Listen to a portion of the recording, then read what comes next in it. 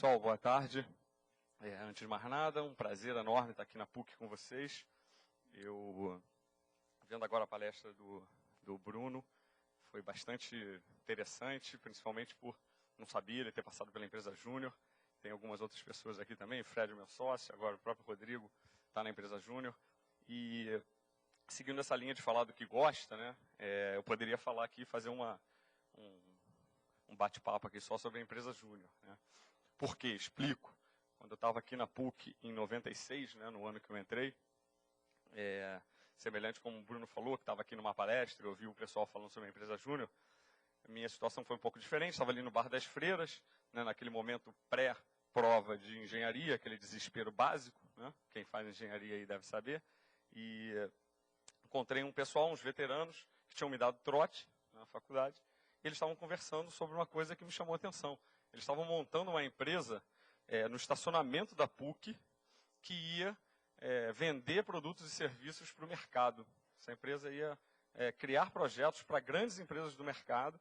Essa empresa seria gerida somente pelos alunos, ia ter professores orientadores e que ela ia ter uma estrutura toda própria, independente, e inclusive ia ficar ali no estacionamento num prédio que estava subindo. Bem, eu tinha estudado no São Bento, né? Então, quer dizer, eu tive o hábito de ser educado por padre, né? Cheguei na PUC, colégio, faculdade católica. Continuei minha educação católica. Pô, na hora que eu vi um grupo de alunos veteranos, tinha me dado trote, quer dizer, os caras já não eram tão normais, né? Assim, gostavam de uma bagunça. Criando uma empresa que ia vender para empresas do mercado, projetos que eles iam criar. Porra, o que veio na cabeça? Vai dar cagada, né? Vai dar cagada e eu quero estar junto. Porque se eu estiver junto, eu sou só mais um que estou ali, né? Acabei de entrar, sou calouro aqui na faculdade. Mas se der certo, eu ajudei a fazer, né? E não teve outra. Eu decidi participar desse projeto e ao longo aí desse primeiro ano de faculdade, né, no segundo semestre, ajudei a montar o que é hoje a empresa Júnior da PUC. Por isso que me dá um orgulho muito grande de estar aqui na PUC e ter ajudado a construir algo que hoje é uma escola para muita gente que passa pela PUC, né? A empresa Júnior da PUC ela é uma das melhores do Brasil, né? Principalmente por ser uma das únicas empresas júniores multidisciplinar. Esse foi o grande desafio que a gente teve. O primeiro aprendizado que eu tive ali foi o seguinte, né? Você tem alguma coisa que é diferente, pode dar errado, mas você acha que você pode ajudar, né? Tenta, né? Se der errado, você está aprendendo, né? Mas se der certo e for algo improvável, você provavelmente fez algo muito grande, né? Então, o papo aqui, né, o tema aí que eu estou chamando de, né, dores do crescimento, é porque quando a gente fala de empreender, né, e aqui um pouco disso que eu vou falar nesses 15 minutos que restam sobre empreendedorismo, né, tem a ver também com tecnologia, né? Tecnologia a gente acaba confundindo com alta tecnologia, né? O Christian fez uma palestra aí ótima falando sobre inteligência artificial, né? Altíssima tecnologia, algo que com certeza está e vai mudar o mundo, né? Mas o conhecimento aplicado é a essência da tecnologia, né? Quando você quebra aquela sua janela em casa e não tem como travar, e você descobre que colocando um cabo de vassoura cerrado, você evita que aquela janela seja aberta, isso é tecnologia. Isso é conhecimento aplicado para resolver um problema, né? E aqui, ao longo desses 15 anos aí que eu tenho de envolvimento com o empreendedorismo, desde a fundação da empresa Júnior, foi meu primeiro contato, meio que sem querer, com essa área, eu juntei algumas coisas que são úteis para mim hoje, né, quando eu começo qualquer projeto. E eu acredito que, para quem imagina iniciar uma empresa, começar um negócio, também pode ser útil, né? E até um momento bom para perguntar, quem aqui imagina abrir uma empresa nos próximos 5 a 10 anos? Bem, então temos um público certo, né? O objetivo óbvio não é desmotivar ninguém, né? Falando de problemas. Pô, o cara vai falar de empreendedorismo, vai falar da parte das dificuldades, então vai desestimular quem quer abrir. Não, muito pelo contrário. É só uma forma da gente trazer coisas, conhecimentos que podem ajudar, desde o início, né, a gente a evitar grandes erros, né? Eu botei até ali, né, por alguns motivos, eu acabei hoje tendo um envolvimento pelo lado educacional com o IBMEC, né? Eu dou aula lá no IBMEC. Tenho aí alguns anos já dando aula lá. E nesse ramo da educação, é engraçado, porque o conceito de competição, o conceito de concorrência, ele é um pouco diferente, né? Você não pode falar que a PUC e o BMEC são concorrentes, então o objetivo de um é destruir o outro, né? Se isso for verdade, você está fazendo mal para o país, né? Você está fazendo mal para a sociedade, para a economia. Então você não tem o conceito de competição na educação como a gente tem em outras áreas, né? Então eu não enxergo, quando eu estou dando aula lá no BMEC, tem toda a minha história aí de ensino, fiz mestrado aqui na PUC também, eu não enxergo isso como uma concorrência, eu enxergo isso como um momento, uma oportunidade de estar disseminando parte do que eu aprendi nesse tempo, né? Então, isso tem um pouco a ver com esse primeiro momento de, ao iniciar um negócio, né? É o sonho grande, né? Sonhar grande dá o mesmo trabalho de sonhar pequeno. Se sonhando grande, você tem mais chance de atrair mais gente para o seu negócio, né? Você tem mais chance de puxar pessoas para junto de você e comover, né? Convencer elas a seguir aquele sonho com você, né? Quando eu criei a minha empresa aqui na PUC, na incubadora aqui da PUC, ali naquele estacionamento, a gente tinha um sonho grande. A gente tinha um sonho grande de ser a maior empresa de aplicativos para celular do mundo, né? Era, obviamente, um sonho idiota, né? De alunos da universidade achando que poderiam dominar o mundo só com o pensamento, né? Mas pensar grande foi fundamental para a gente levar hoje a empresa que a gente criou a ser a segunda maior da América Latina, né? Quer dizer, o sonho ainda não acabou. A gente ainda tem a chance de ser, em algum momento, a maior do mundo. Mas, se a gente tivesse sonhado em ser a maior empresa da Gávea, né, provavelmente a gente não seria nem a maior empresa ali do Baixo Gávea, né? Então, você sonha grande, ser a maior do mundo, não dá certo, é a maior da América Latina, bem, você foi longe demais, né? E, literalmente, dá o mesmo trabalho sonhar grande ou sonhar pequeno. Tá? Esse é o primeiro ponto. Segundo, que eu acho importante, é a questão do objetivo de abrir uma empresa, né? O objetivo não é ganhar dinheiro. A empresa ela não existe para ter lucro. Ter lucro é a alma de qualquer negócio. Você não monta uma empresa para perder dinheiro, né? Você não monta um negócio para ficar gastando dinheiro. Pô, vamos ver, quanto é que a gente perdeu esse ano? Pô, perdemos 1 milhão esse ano, né? Ninguém monta. Então, o lucro é a essência de qualquer negócio. Faz parte da equação. Você não consegue tirar esse elemento da equação. Então, o objetivo de qualquer empresa é perpetuar. É conseguir entregar para a sociedade um bem, né, um benefício, que ela vai te dar o direito de continuar existindo ao longo do tempo. Então, isso é importante, não é focar no lucro. O lucro é a consequência de um problema, né, que você resolveu para um cliente. Esse é o primeiro ponto, né, ao iniciar o negócio. Procurar problemas. A gente está muito acostumado a pensar na linha de eu tenho uma ideia, eu acho que isso é legal, eu estou acostumado a certas coisas, então eu vou criar um negócio nessa área que eu conheço, né, onde eu tenho um hobby, onde eu tenho alguma coisa. Essa é a melhor maneira de você criar um negócio fadado ao fracasso, né? Você não tem propriamente nenhum problema a resolver para as pessoas. Você tem, sim, uma ideia que você é apaixonada e que você acha que aquilo pode se transformar em alguma coisa. E às vezes você fica batendo naquela ideia até sair dali. O melhor exemplo, né, que eu gosto de usar, que eu gosto de citar quando a gente fala de procurar problemas, é esse site aí. Esse site é um serviço americano, né, que eles tiveram a brilhante ideia de resolver um problema, né? O nome do site é Black Socks, né? Então, quem podia imaginar que você ia criar um serviço para vender meia preta e que poderia dar certo, né? Mas eles estão resolvendo um problema específico, um problema bem claro. Que quem é homem e usa terno, né, todo dia, felizmente não é o meu caso, tem um problema. Você não pode trabalhar sem meia, né? E a maioria das vezes, né, a maioria dos ternos são escuros, então a meia preta é aquela que serve para qualquer terno que não seja um terno claro, né? Porra, partindo das premissas de que homem não gosta de fazer compra, né? Acho que a maioria concorda, não é um hábito que o homem goste, né? Porra, vamos fazer o que final de semana? Porra, bora no shopping comprar roupa. O homem não costuma ter esse hábito, né? Partindo do sentido que meia preta é algo que, desde o momento que você usa uma, que não te incomoda e resolve o seu problema, você quer sempre ter ela de novo. Você quer ter sempre aquela meia preta ali. Você não vai querer ficar escolhendo, né? Ah, pô, esse feriadão aí, porra, bora no shopping comprar meia preta. Rola menos ainda essa possibilidade. Então, existe uma questão que é, o homem que trabalha de terno todo dia, ele precisa estar sempre de meia. Eu até ouvi de um aluno lá no BMEC, ele falou com propriedade. Ele usa terno todo dia. Dá até para ir sem cueca, sem meia não dá. Eu acredito que para quem usa terno seja até verdade, porque no que você dobrou a perna sem a meia, já era. Então, eles querem um serviço que é o seguinte: pô, você não tem que ficar indo no shopping comprar meia preta. Você faz uma assinatura de meia preta e ela vai estar sempre na sua casa disponível quando você precisar, quando você for trabalhar. Você nunca vai passar mais a situação de sair e a tua meia está lá arregaçada, furada que também essa é outra característica do homem. Ele só compra roupa quando alguém avisa para ele, cara, essa não dá mais, troca. Aí ele se liga, tem que comprar. Então, os caras fizeram mais ou menos o que a Netflix fez para os filmes. Né? Você precisa de comodidade, precisa de praticidade. Então, os caras criaram um serviço que, obviamente, depois expandiu para camisa branca, todos aqueles tipos de roupa que você não tem tanta percepção de ter que escolher. Depois você acha uma que você gosta, você só precisa que ela sempre esteja ali disponível. Isso é resolver um problema. Isso é olhar pensando muito mais no mercado do que simplesmente numa ideia que você teve que você acha boa. Tá?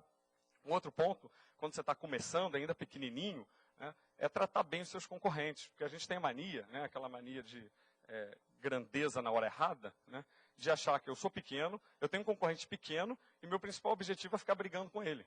Aí é ótimo, né? Ficam duas formiguinhas brigando e não resolvem nada.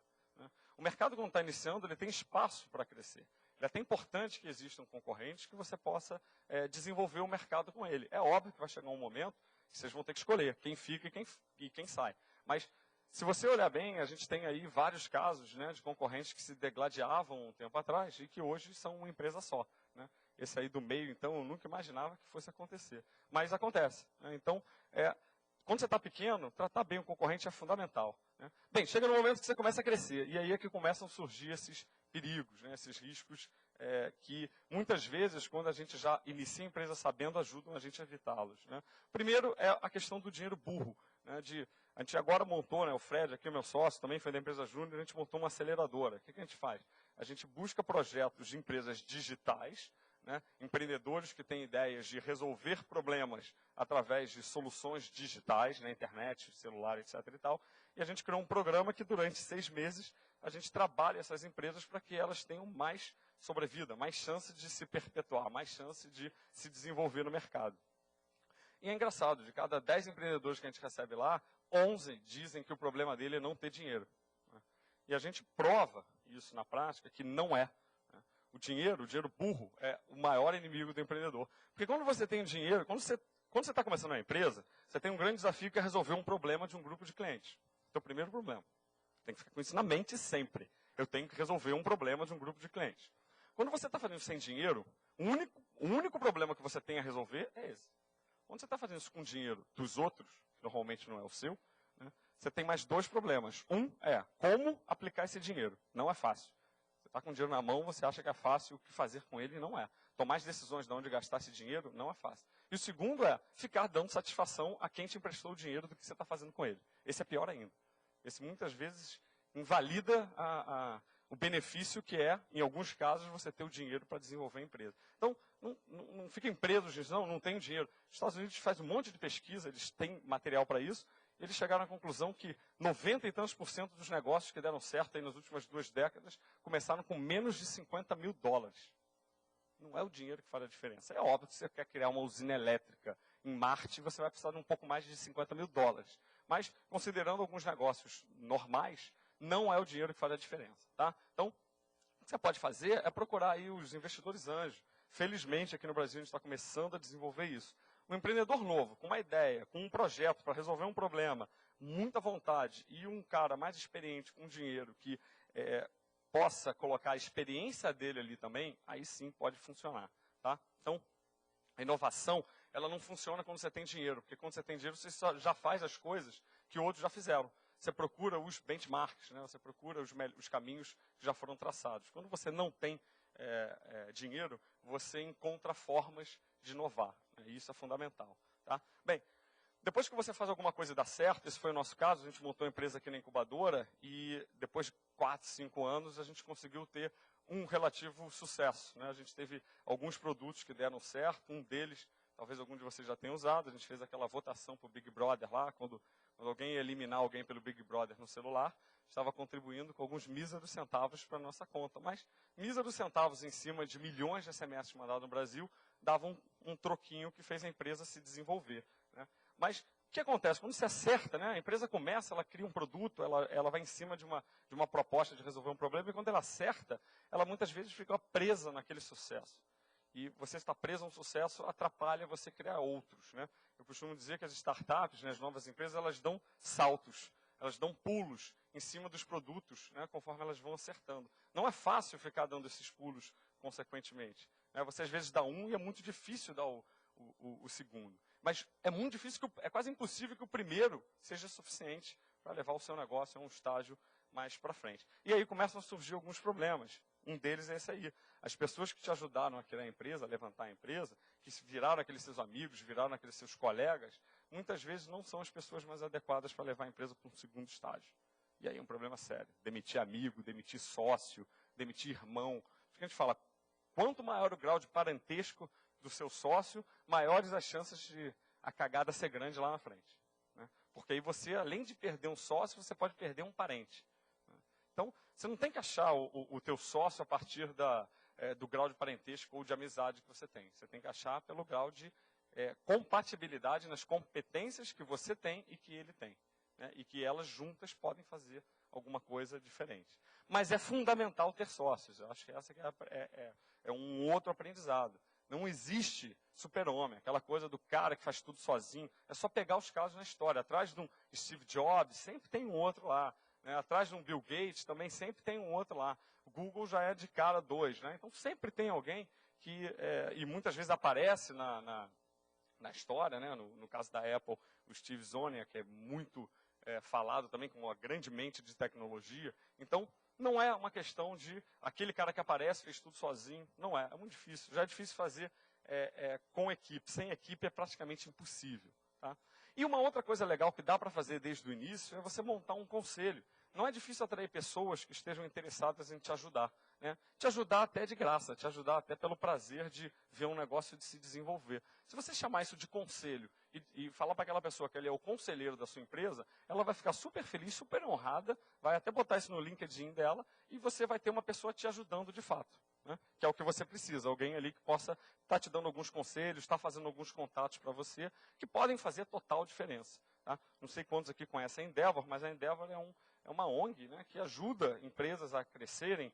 A minha empresa aqui, que eu montei na PUC, ela passou no programa da Endeavor em 2004, e foi fundamental, né, o salto que a gente deu depois de entrar na Endeavor, pelas conexões, pela quantidade de gente que estava disposto a ajudar a gente por estarmos selecionados pela Endeavor. Tá? Também outra coisa importante, a gente está acostumado a ficar sempre olhando para a gente. Né? Eu era engenheiro, meus sócios eram engenheiros. Quem adivinha aqui que tipo de pessoa que a gente contratava? Engenheiro de computação. Né? E chegou num momento que o negócio já não andava mais, porque só tinha engenheiro falando em binário, né? E a coisa não saía daquilo ali. Né? E aí a gente viu que é o seguinte, não vai dar para crescer só com clones de nós mesmos. Né? Precisamos contratar pessoas de outras áreas, de preferência melhor que a gente, né? Para que elas ajudem a puxar essa barra para cima. Tá?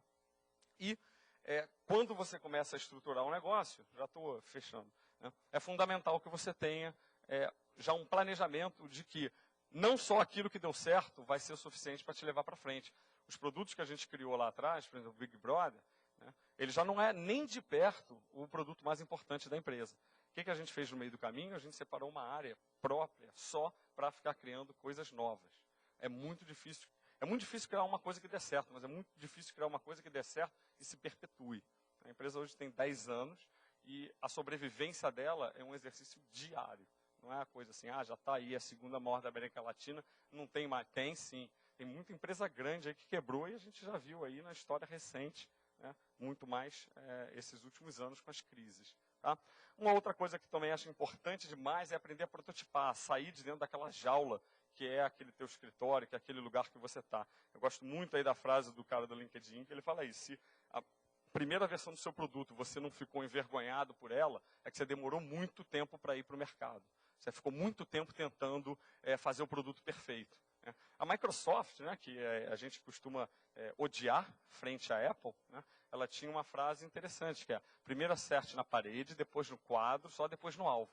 Costumo dizer que com Windows eles ainda estão tentando achar o alvo. Mas não por isso eles são um sistema dominante no mundo. Né? Parece que a estratégia dá certo. Né? Ao mesmo tempo que você precisa de um time, aí começam os paradoxos, né? Os problemas societários tendem a acontecer. É muito difícil que você consiga montar uma equipe com 3, 4, 5 pessoas e ao longo de 10, 15, 20 anos, nenhum problema societário acontece. Eu costumo falar, se o casamento acaba, que são só 2 pessoas, imagina uma sociedade que são 3, 4, 5. Né? É mais complicado ainda. Tá? E tem um lado ruim, né? Porque o casamento você pelo menos ainda dorme com a pessoa. No caso da sociedade, não. Então vai acontecer. A forma de evitar isso, você tem que ter um contrato, você tem que ter uma coisa escritinha. A gente só pensa no contrato na hora que dá problema. E esse é o maior erro. Tem que pensar num acordo entre os sócios antes de começar. Então, isso não é para ser muito cri-cri. Se você ficar pensando muito nisso, você nem cria nada. Mas, assim que der um tempo, define umas regras, quem faz o quê, até onde vai, até onde pode ir. Isso evita muita coisa de uma maneira extremamente simples. Tá?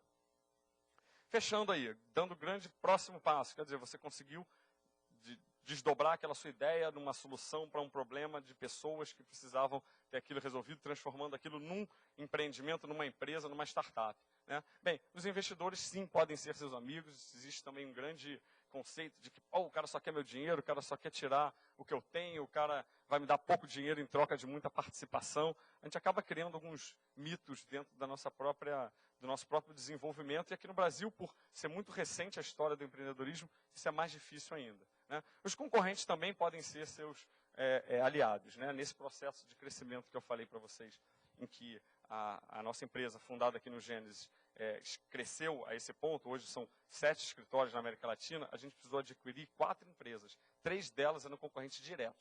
Aquele cara que você ligava todo mês, assim, discutindo, brigando, e depois ficou ótimo, né? Todo mundo sentado do mesmo lado da mesa. Né? Então, até você contornar isso leva um tempo e não é legal. Se você tiver, no mínimo, uma atitude de... Meu objetivo não é destruir a outra empresa. Eu tenho o meu espaço, eu tenho o meu oceano azul, eu vou nadar nele. Né? Quando o cara chegar e a gente começar a brigar, vale a pena a gente se entender para ver. Vamos juntar, não vamos juntar? Pequena empresa, achando que é grande, querendo dominar o mundo, é um péssimo caminho. Né? Quanto mais você conseguir fazer alianças bem feitas, melhor. Tá? A última coisa é algo que, assim, é muito difícil você pensar quando você está começando, mas eu acho que é importante, que é o seguinte: você tem que ter um plano para a sua vida empreendedora. Não é só, quero criar uma empresa, quero que ela seja a maior do mundo, e eu vou ganhar muito dinheiro, vou sair na capa da Forbes, e se for homem, vou pegar todas as mulheres, se for mulher, vou ter uma vida feliz o resto da vida. Não é isso que a gente procura. Resumindo, né, no bottom line, né, todo mundo aqui não tem hipocrisia. Bem, não é isso. Muitas vezes, você tem que ter um planejamento para a sua vida, até onde você quer ir. Porque chega no momento em que você mistura a sua vida com a vida da empresa. E isso é muito ruim. Ou para a empresa, ou para a sua vida, ou para os dois. Que é o que muitas vezes acontece. Então, preciso que você tenha um planejamento até onde ir. Até onde você é fundamental na sua própria empresa, até onde você não mais é. Né? No final do ano passado, eu e meu outro sócio, também aqui aluno da PUC, a gente tomou uma decisão, outros 2 sócios, de vamos sair da nossa própria empresa. A gente continua sócio, mas a gente não é mais executivo dela. A gente está do lado de fora. O pessoal lá está fazendo um monte de coisa, a gente não sabe o que é. Bem, mas ela não depende mais da gente, são quase 300 funcionários. Não são 2 sócios que vão fazer toda a diferença. Ela já tem uma estrutura que viabiliza isso. Então a gente conseguiu planejar, né, a nossa vida pessoal frente à vida da própria empresa. Tá? E aí, se for arriscar, é isso, arrisca. Porque a única forma de você realmente conquistar algo grande que você imagina é estando suscetível a dar cagada, que foi o que eu comecei falando. Né? Se você imaginar que, não, eu estou fazendo isso tudo controlado, não tem nenhuma chance de dar errado, pode ter certeza, não vai dar certo. Tá? Então, arrisca com vontade, porque e não é nem só questão de vocês serem jovens, né? Assim como eu, ainda tento me encaixar nessa categoria dos jovens, né? Mas já não tão fácil quanto para vocês. Mas qualquer momento é momento para você arriscar, desde que você arrisque com vontade. Tá? E aí é que eu falo, né? Na história das startups, o que importa não é você continuar andando, é você continuar saltando. Tá? Porque a gente só constrói uma empresa grande, uma empresa que vai longe, quando a gente consegue dar vários saltos. É muito difícil dar um. Dar vários saltos é mais difícil ainda. Então, quem está planejando empreender, vários levantaram as mãos aí. Eu acredito que algumas coisas aí podem ajudar a setar as expectativas. Alinhamento de expectativas, eu acredito que é o segredo da felicidade. Se o casamento fosse assim, a maioria não terminava, né? Porque naquela hora que o padre pergunta, você vai estar junto na saúde, na tristeza, não vai trair? E o cara fala, sim. A Ana fala, sim. Né? Aquilo ali é a maior hipocrisia que tem. Né? Então, se não tivesse esse desalinhamento nessa hora, as coisas poderiam ser melhores. Na empresa também. Está montando com seus sócios, está montando com o grupo. Vejam claramente até onde vocês querem ir, quantos saltos vocês querem dar, quanto vocês querem abrir mão da vida pessoal, pelo menos durante 5, 10 anos, para que a coisa se desenvolva. Se não, é mais fácil jogar na loteria. Não vai acontecer. Beleza? Era isso aí, passei um pouquinho, mas espero que tenha sido útil.